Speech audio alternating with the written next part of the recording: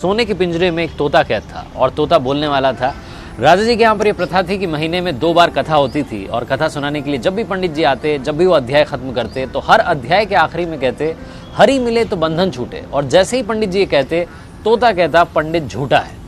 और जैसे ही तोता ये कहता पंडित जी के लिए सिचुएशन अजीब हो जाती, हर बार एम्बैरेसिंग सिचुएशन हो जाती। 2-3 बार तो चल गया, लेकिन पंडित जी को लगा कि तोता मानने वाला नहीं।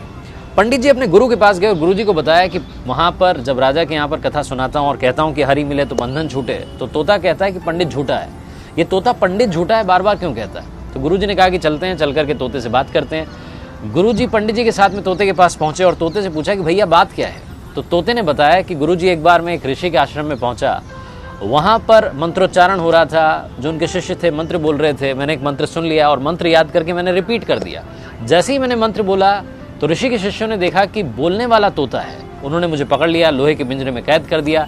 एक बार ऋषि के आश्रम में उनके एक शिष्य थे, सेठ जी, वो आए, उन्होंने मुझे देखा कि बोलने वाला तोता है, वो अपने साथ में ले गए और ले जा करके मुझे चांदी के पिंजरे में कैद कर दिया।